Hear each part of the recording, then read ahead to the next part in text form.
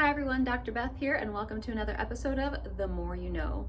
For the month of September, we're going to be talking about our memory, or more importantly, memory loss.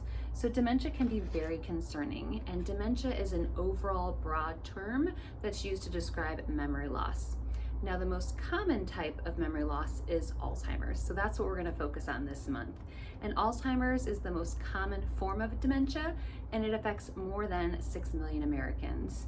So Alzheimer's involves different parts of the brain, but those that are particularly focused on thought, memory, and language. So we know that Alzheimer's is a progressive disease and there currently is not a cure. Typically, as it progresses, it can really impact somebody's ability to live out their day-to-day life. And as it progresses towards end stages, it gets to the point where people don't even recognize you, and they can no longer carry out their own daily activities on their own. According to the Alzheimer's Association, 1 in 9 people 65 and older has the diagnosis of Alzheimer's, and that number increases as you age.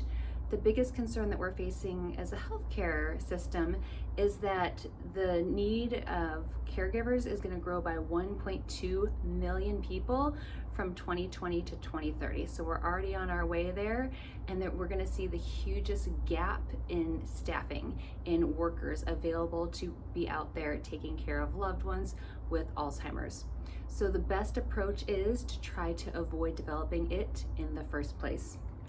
So the research tells us that a healthy lifestyle can decrease your risk of developing Alzheimer's. So even if you have the genetic markers for it, if you live a healthy lifestyle, those genes won't get activated, they won't get turned on, and you will be less likely to develop the disease. So the top 8 ways to prevent Alzheimer's are as follows. So number 1 is to quit smoking. So if you're a smoker or if you're vaping, go ahead and work on trying to quit. The second one is to prevent and manage high blood pressure. The third is to prevent and manage high cholesterol. Number 4 is to maintain a healthy weight.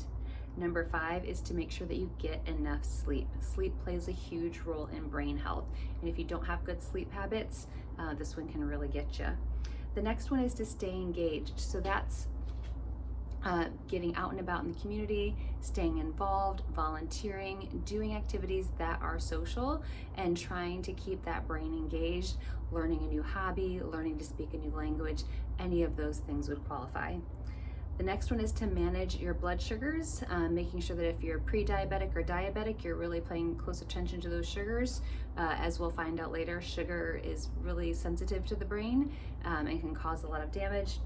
And the last one is, if you drink, do so in moderation. So the next couple of weeks, we'll talk about why cardiac exercise, why strength training, and how diet can also help you work to prevent the development of Alzheimer's.